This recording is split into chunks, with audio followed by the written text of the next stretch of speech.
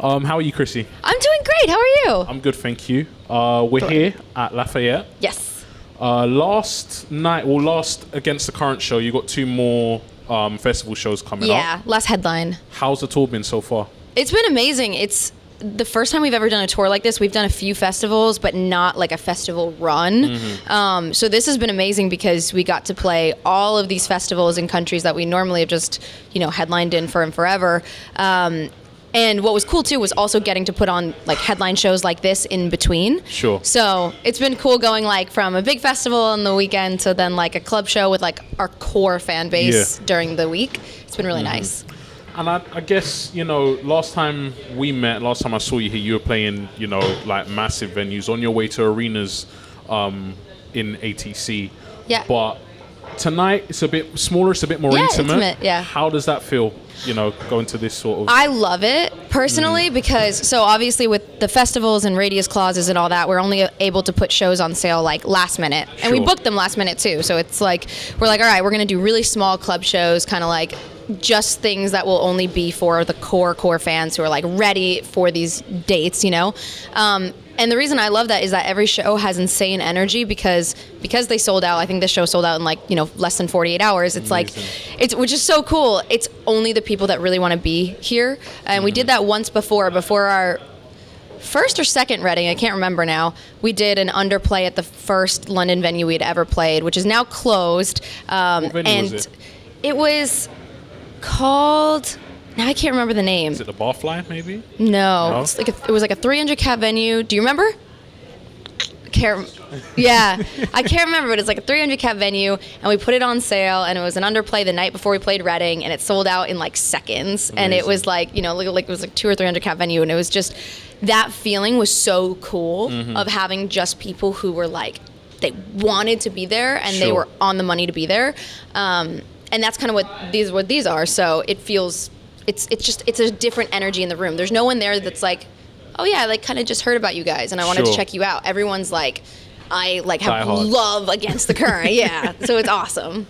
Yeah. Fantastic. And, Europe is such a diverse place for, festivals and festival coverage.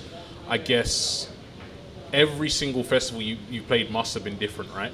Yeah, actually, I was even surprised on how different some of them were, even within the same country. I couldn't predict which ones were going to have the best energy ever. Like Nova Rock in Austria, I mean, we always have fun in Austria, but that one was just, we had the biggest crowd that we've ever seen at like a pure against the current set. Right. Like we've done arenas where we opened for Fall Out Boy before and things like that, and obviously that's a lot of people, but they're there for Fall Out Boy.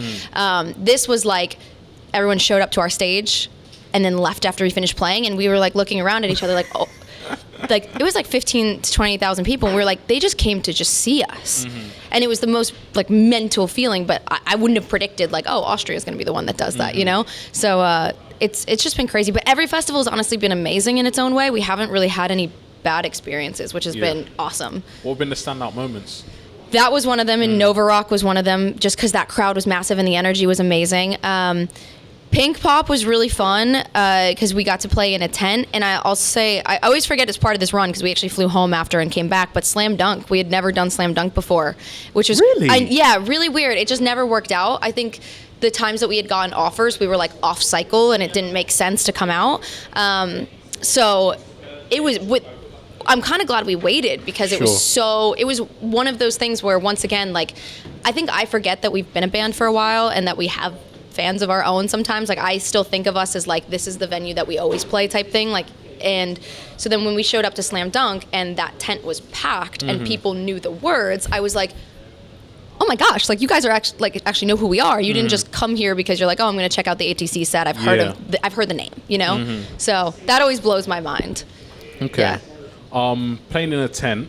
Yeah. Different feeling for you guys.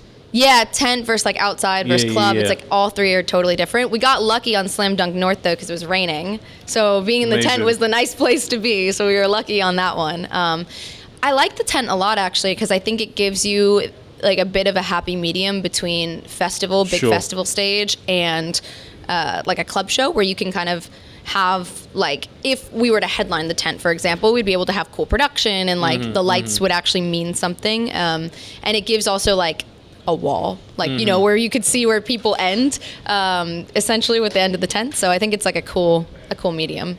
Amazing. Last time I spoke to you, I remember you telling me about, you know, you growing up seeing the ATC guys making music on MySpace and asking your mum to drive you an hour and a half upstate to Will's basement, play with the guys, and to see you guys off the back end of this run and helping an amazing band like Dead Pony come through. Oh, they're awesome. They're great, aren't they? Yeah, they're so cool. So coolest accents what's it been too. like sharing a tour with them? They're awesome. Their energy's so cool.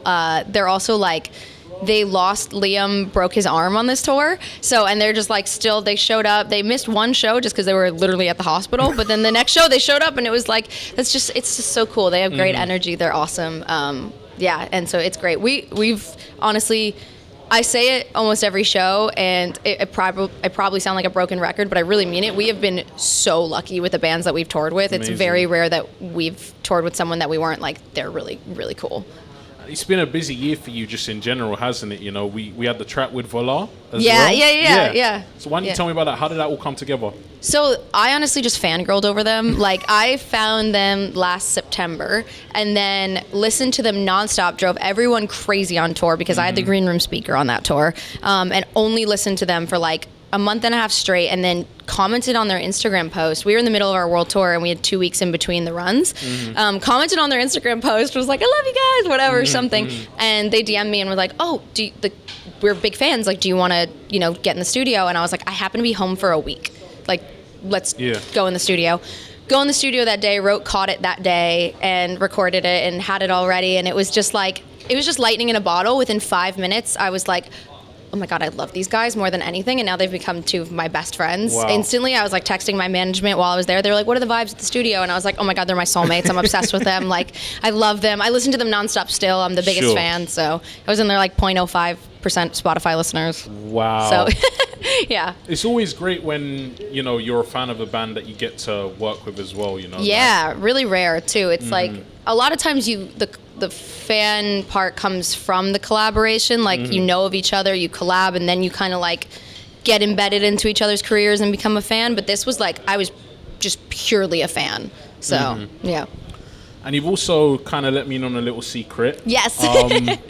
Which has to do with them, by the way. Yeah. I want to let you take it away and tell me what you got coming up. So when I had that day in the studio with them, I just fell in love with them and the writing process. And also, it's just, I've been in Against the Current my whole life. I've only been in one band, which is pretty crazy. So I don't have any experience like what it would be like to write as myself, where I wasn't thinking about like, how does this work for Against the Current? And it was really cool going into this writing session and being like, oh, I don't actually have to worry if this works for Against the Current or not. I can just kind of like write something I want to write. And I just had such a great experience with them. And then, Against the Current has a bit of time off. So I was like, hey, do you guys ever write or produce for other people? I loved writing with them. I loved their style. And they were like, yeah, of course. And so I ended up doing an entire EP with them. That's just going to come out under my name. And they are featured on a song on that as well. But they've also co-wrote and co-produced the entire thing with me. So, amazing. Yeah, it's really exciting. When's the EP dropping? Can you tell us? The EP is coming out. The date of it, I don't know if I'm supposed to say it or not, but I'm going to say it and you can just bleep it out. If not, I'll cover my mouth. It's the EP, I'm pretty sure the release date's October 9th. Okay. But the first single is coming out on July 19th, and it's called 7 Minutes in Hell. Wow. Yeah. It's very exciting. It's great to see. Congratulations. Yeah, thank you. I'm pumped. How does this differ then, like writing for yourself? Was that a challenge? What was it like doing that? You touched on it briefly. Yeah, it was really fun because I think I've always been really sensitive and Against the Current to like, hey, there's two guys in my band, like it's three of us. It has to be a representation of all of us. And obviously, a lot of ATC songs are about like my relationships or things like that too. It's not going to always be like this is exactly. But Fever, for example, there's really no relationship songs. It was really, that was about ATC.